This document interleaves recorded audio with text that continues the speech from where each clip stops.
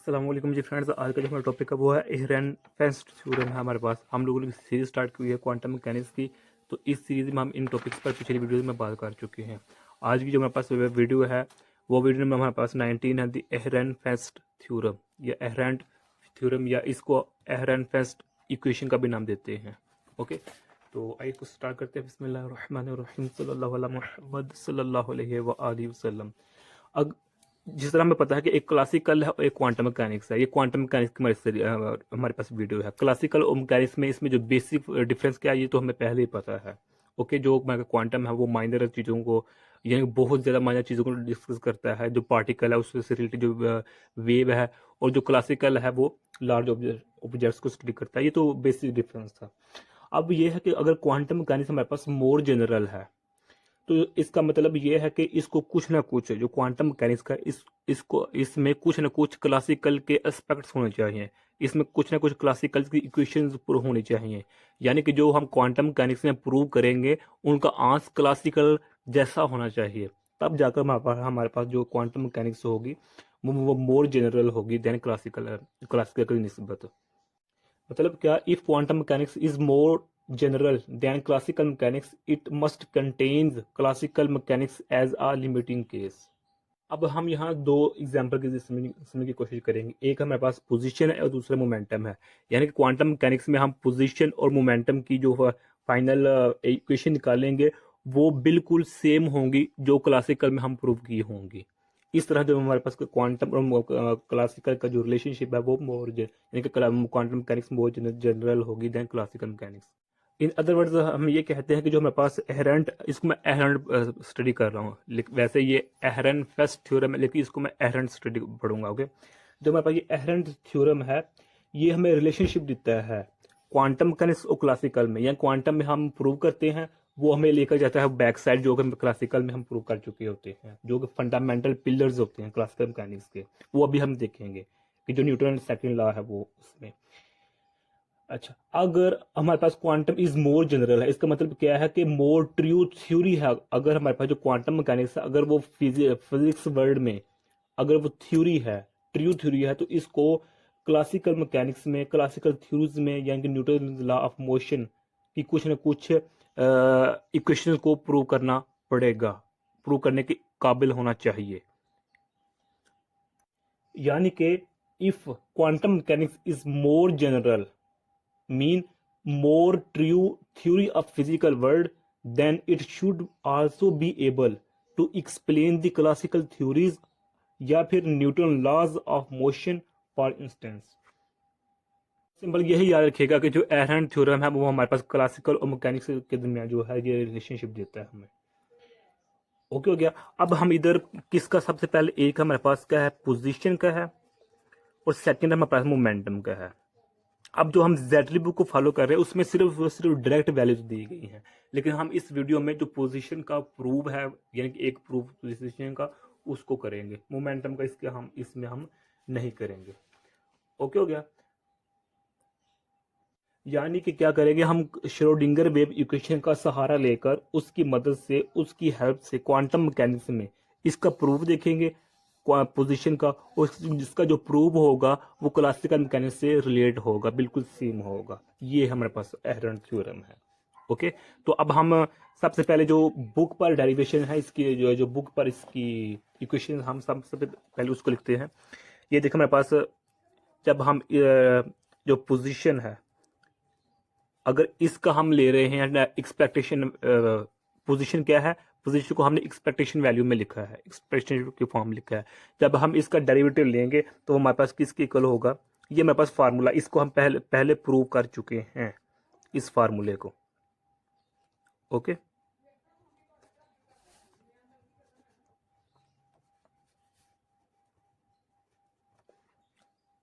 यानी कि ये मेरे पास फार्मूला, इस फार्मूले को ये देखिए जो मेरे पास वीडियो नंबर 16 है ना, time evolution of expectation values, इसमें हमने इसको डिटेल में डिस्कस किया हुआ है, प्रूव किया हुआ है।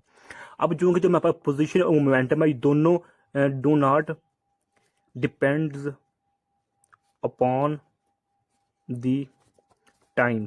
ये टाइम पर डिपेंड नहीं करती, यानी कि इंडिपेंडेंट टाइम है। अगर ये इंडिपेंडेंट टाइम है तो ये मेरे पास टर्म क्या हो जाएगी, जीरो हो जाएगी। तो हमारे पास क्या बच जाएगा, ये बच जाएगा। ओके, और ये मेरे पास d/dt। अब हमारे पास क्या है, ये हैमिल्टोनियन है। क्या ये हमारे पास क्या है, हैमिल्टोनियन है। हैमिल्टोनियन किसे कहते हैं, ये यानी कि काइनेटिक एनर्जी और पोटेंशियल एनर्जी का जो सम अप होता है उसको हम क्या कहते हैं, काइनेटिक एनर्जी हमारे पास। एंड और जो इसका सोल्यूशन होता है हैमिल्टोनियन इक्वेशन, यानी कि the solution of Hamiltonian equation of motion will yield a trajectory in terms of position and momentum as a function of time।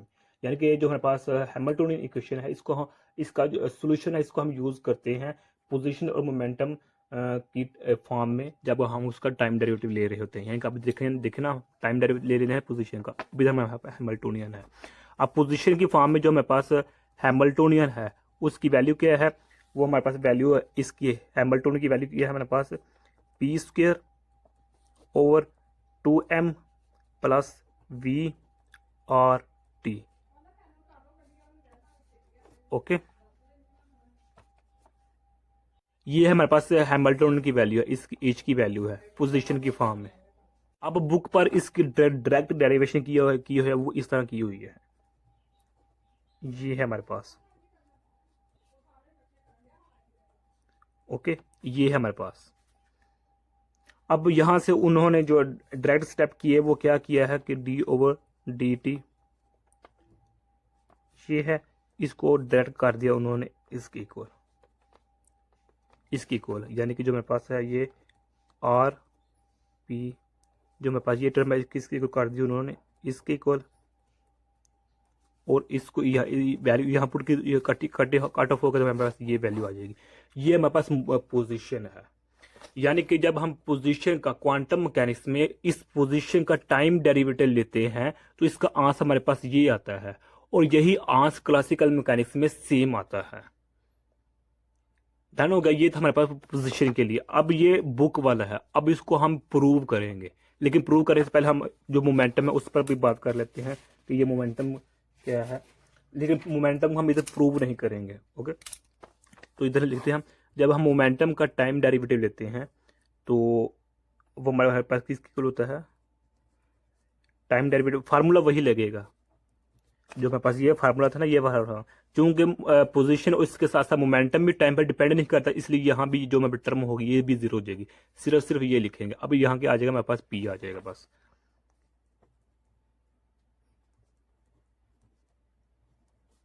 ये आ गया मेरे पास। अब यहाँ जो उन्होंने किया हुआ है बुक वालों ने, ये पी है मेरे पास। ओके, अब हैमिल्टन की वैल्यू जो यहाँ पुट किया वो मेरे पास आर की हुई है उन्होंने। ओके, जब इसको हम सॉल्व करेंगे तो डायरेक्ट किया हुआ है, ये है हमारे पास, ये हमारे पास किसके लिए आ गया है, ये हमारे पास क्या है, ये मोमेंटम का है। मोमेंटम का टाइम डेरिवेटिव है, मोमेंटम यानी कि एक्सपेक्टेशन वैल्यू ऑफ मोमेंटम का टाइम डेरिवेटिव ये वैल्यू है, और पोजीशन के एक्सपेक्टेशन वैल्यू के टाइम डेरिवेटिव की वैल्यू ये वैल्यू है। ये दोनों रिजल्ट जो हमारे पास हैं ये वाले ये क्लासिकल में सेम आते हैं, लेकिन क्वांटम में भी हमारे पास सेम आ रहे हैं। ओके, अब जो हमारे पास ये है ना, ये किसकी इक्वल है, ये नेगेटिव ग्रेडियंट है। ये देखिए, ये हमारे पास नेगेटिव है, तो नेगेटिव ये ग्रेडियंट है, ये पोटेंशियल है, तो ये नेगेटिव ग्रेडियंट ऑफ पोटेंशियल की इक्वल है time derivative of position expectation value. Okay, और ये जो नेगेटिव टाइम ग्रेडियंट है ये किसके इक्वल होता है क्लासिकल में, फोर्स की इक्वल होता है। डन हो गया। तो ये है हमारे पास, ये बुक में ये दिया हुआ है, इतना सा मटेरियल दिया हुआ है। अब इन जो मेरे पास दो इक्वेशन है, इक्वेशन ए है और ये मेरे पास इक्वेशन बी है। अब ये जो एफ है इसकी जगह F is equal to M A होता है, तो हम इसकी जगह हम ये भी वैल्यू लिख सकते हैं, d² are over dt²। Okay, तो अब इन दो हमारे पास जो ए और बी इक्वेशन है, अब इन ए और बी दो इक्वेशन में देखें हमारे पास एच कट नहीं आ रहा, यानी कि ये वाली फॉर्म नहीं आ रही, जो हमारे पास प्लांस कांस्टेंट है ना, ये मेरे पास नहीं आ रही इस इक्वेशन में भी और इस इक्वेशन में भी। तो इसका मतलब क्या हुआ कि these two equations establish a connection between quantum mechanics and classical mechanics. Okay जी सर, मैंने पहले बता दिया। अगर इसमें या इसमें किसी में भी एक में ये आ जाता ना, तो हमारे पास वो प्रूव रॉन्ग हो जाना चाहिए, क्योंकि ये सिर्फ सिर्फ उसमें आती है जिस जो हमारे पास क्वांटम मैकेनिक्स में सिर्फ सिर्फ किसको डिनोट करता है, एज कट क्वांटम को डिनोट करता है ये। कि जहां हमारे पास एज कट आइएगा या एज बार आइएगा, वो सिर्फ सिर्फ क्वांटम का ही पार्ट होगा, वो क्लासिकल का पार्ट नहीं होगा, ये है। लेकिन चूंकि इसमें ना इसमें भी नहीं है एज कट, इसमें भी नहीं है, तो लिहाजा ये दोनों इक्वेशन का शो कर रही है connection between classical and quantum mechanics. अब हम जिस तरह मैंने पहले बताया, ये बुक पर इतना ही मौजूद था। अब हम इसका प्रूव करेंगे, जो मेरे पास ये है कि इसका जो प्रूव है क्या बाकी इसके वाला आ रहा है या नहीं। इसके प्रूव के लिए देखें, ये हमने प्रूव करना है ये वाली। तो अब हम जानते हैं कि जो मेरे पास एक्सपेक्टेशन वैल्यू होती है, जो मेरे पास एक्सपेक्टेशन वैल्यू वो इसकी इक्वल होती है, यानी कि देखें ना, जब प्रोबेबिलिटी निकालते हैं तो वो किसकी इक्वल होती है, इसकी इक्वल होती है। तो इसको हम इस तरह लिख सकते हैं, इस तरह इस फॉर्म में लिख सकते हैं ना।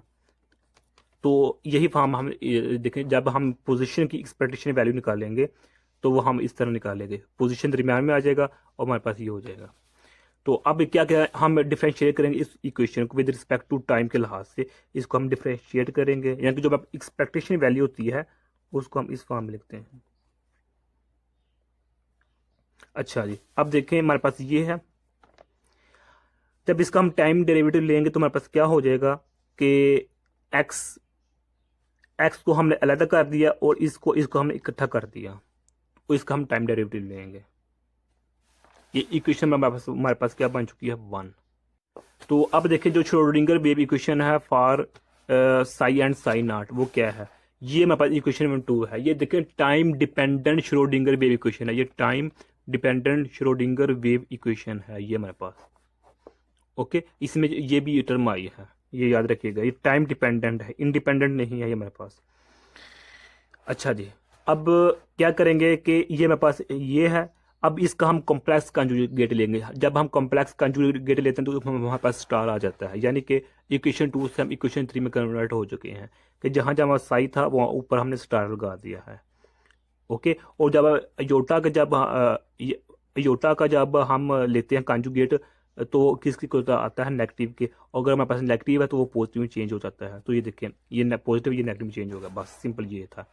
अब हमने क्या करना है, जो इक्वेशन 2 है इसको अब हम मल्टीप्लाई करेंगे इसके साथ, इसके साथ मल्टीप्लाई करेंगे तो हमारे पास इधर भी आ जाएगा, इधर भी आ जाएगा स्टार, और इधर भी स्टार आ जाएगा। और इक्वेशन में 3 को जो हम मल्टीप्लाई करेंगे सिर्फ सिंपल साइज से, इस तरह। अब ये इक्वेशन 2 है, इक्वेशन 3 है, इनको हमने मल्टीप्लाई कर दिया, तो जो अब हमारे पास इसकी इक्वेशन होगी, फॉर्म आएगी, वो हमारे पास ये आ जाएगी। वो ये किस तरह आई कि जब हमने मल्टीप्लाई कर दिया तो इक्वेशन नंबर 2 में से इक्वेशन नंबर 3 को निकाल देंगे, यानी कि इसमें से इसको निकाल देंगे। जब इसमें से इसको निकालेंगे तो हमारे पास ये क्या होगा कि जो ये वाली टर्म है ये कॉमन आ जाएंगी, तो ये नेगेटिव है तो नेगेटिव नेगेटिव जमा हो जाएगी, यानी कि जब इसमें से इसको निकालेंगे तो हमारे पास ये नेगेटिव क्या हो जाएगी, जमा हो जाएगी। बस सिंपल है, इजी है। तो इसको हमने इस फॉर्म में लिख लिया, ये देख लें, इस फॉर्म में लिख लिया। अब क्या है कि इसको हमने इस फॉर्म में लिख लिया है, जो मेरे पास है ये, इस मुकम्मल को हमने इस फॉर्म में, यानी कि ये देखें ना, जो मेरे पास u और v का जब हम टाइम डेरिवेटिव लेते हैं तो क्या होता है, पहले का टाइम डेरिवेटिव पहला सेम आता है, सेकंड का डेरिवेटिव v का प्लस फिर सेकंड इज एज, फिर फर्स्ट का टाइम डेरिवेटिव, ऐसे ही होता है ना। तो इस फार्मूले की मदद से हमने ये है, तो ये मेरे पास क्या है, फर्स्ट है एज इट इज एज है, सेकंड का टाइम डेरिवेटिव, अब second as it is as, first का टाइम डेरिवेटिव, इसको हमने इसके यू वी की फॉर्म में लिख लिया, ये यू है मेरे पास, ये वी है। ओके, तो इसकी फॉर्म में हमने लिख लिया है। अब ये मेरे पास इस तरह आ गई, यानी कि क्या किया है कि इसमें से हमने कॉमन निकाल लिया है, पार्शियल और पार्शियल एक्स को हमने बाहर कॉमन निकाल लिया है। तो अब क्या करेंगे कि जो मेरे पास ये वाली टर्म है ना, ये वाली टर्म अब इधर आकर क्या हो जाएगी, डिवाइड हो जाएगी। जब डिवाइड हो जाएगी तो हमारे पास ये वो इक्वेशन नंबर 4 बन जाएगी। अब इक्वेशन नंबर 4 को हम इक्वेशन नंबर 1 में पुट करते हैं।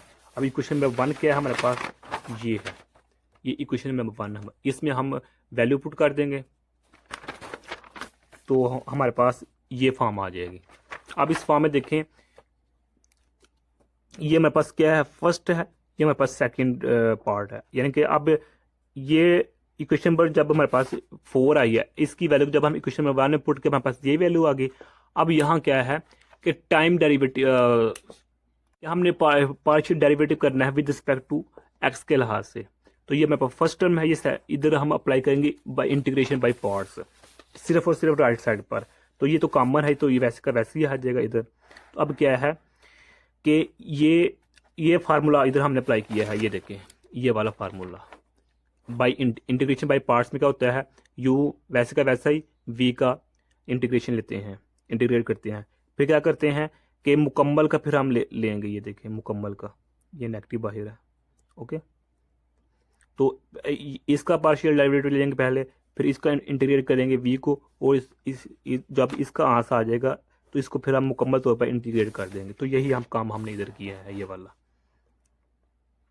ओके, तो अब क्या है कि चूंकि जो हमारे पास ये वैल्यूज हैं, ये नेगेटिव से इन्फिनिटी से पॉजिटिव, इन्फिनिटी यानी कि बहुत ज़्यादा वैल्यूज हैं, इन्फिनिटी तक जा रही है। तो जब इसकी वैल्यू को हम इधर पुट करेंगे एक्स में, तो हमारे पास क्या आंसर आएगा, 0 आ जाएगा। तो ये मुकम्मल टर्म क्या हो जाएगी, 0 हो जाएगी, हमारे पास ये बच जाएगा। अब हमारे पास ये बच गया है, तो अब इसका मतलब क्या है, ये इक्वेशन में हमारे पास 5 बन चुकी है। अब इसको हम एक लम्हे के लिए इग्नोर कर देते हैं। अब हम जानते हैं कि जो हमारे पास मोमेंटम होता है वो इसके इक्वल होता है। जो मोमेंटम है उसकी जो लीनियर मोमेंटम है, जो इसकी एक्सपेक्टेशन वैल्यूज है वो इसके इक्वल है। यानी कि जो हमारे पास ये है ना, ये देखें ये किसके इक्वल है, ये मेरे पास क्या है, ये मेरे पास लीनियर मोमेंटम का ऑपरेटर है। ओके, तो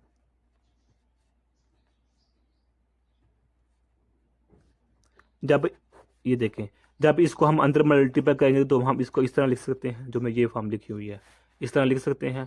तो इस तरह लिख सकते हैं, इसका मतलब क्या है कि फिर हम इसको इस तरह लिख सकते हैं। यानी कि क्या किया, सिर्फ इसको इधर ले आए हैं, नेगेटिव उधर चला गया, तो हमारे पास ये क्या डिवाइड हो जाएगा। अब इसका हम कम्प्लेक्स कॉन्जुगेट लेंगे, तो क्या बन जाएगा हमारे पास कि जिस पर स्टार था वो अब बगैर स्टार हो जाएगा, जो बगैर स्टार वाली तो उस पर अब स्टार आ चुका है, और ये नेगेटिव प्लस हो चुका है। बस यही होता है ना कि यानी कि जब पहले मैं बताया कि अगर हमारे पास ये इसका लेन, तो ये प्लस में चेंज हो जाएगा। ओके, तो अब यहाँ देखिए जो मेरे पास ये वैल्यू है, ये वैल्यू इसकी वैल्यू को इधर पुट कर देते हैं। जो मेरे पास ये आई है, ये वाली, ये इसके इक्वल है, तो ये पार्ट कहाँ आ रहा है, ये यहाँ आ रहा है। यानी कि जब इसको हम ओपन करेंगे, तो इक्वेशन नंबर 5 है, इसको हम ओपन करते हैं, तो हमारे पास क्या आता है,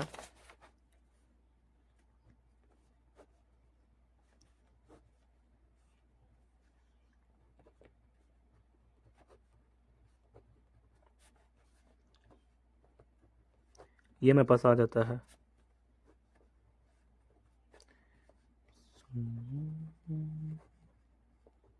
इक्वेशन 5 को हमने ओपन किया तो मेरे पास ये आ गया। अब चूंकि मेरे पास ये वैल्यू आई है, किसकी इक्वल है, इसकी इक्वल है, ये वाली। अब ये देखें कहाँ है, तो ये वाली है टर्म, तो अब इसकी जगह हमने ये पुट कर दिया है इसकी वैल्यू को ओवर इच कट। ओके, अब ये वैल्यू है, इसकी जगह हम क्या करेंगे कि जो हमारे पास ये वैल्यू आई है, ये किसकी इक्वल है, इसके इक्वल है ये वाली, और ये इसके इक्वल है, तो इसी जगह हम क्या पुट कर देंगे, ये वाली पुट कर देंगे, तो हमारे पास आ जाएगा नेगेटिव ओवर इज कट, ये आ जाएगा। तो ये मेरे पास बाहर है। तो अब हम क्या करेंगे कि इसमें से कॉमन ले लेंगे, कॉमन लिया तो हमारे पास क्या बच जाएगा अंदर,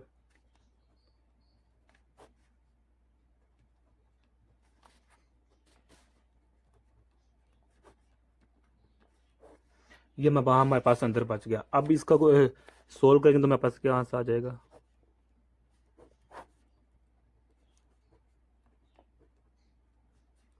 ये है।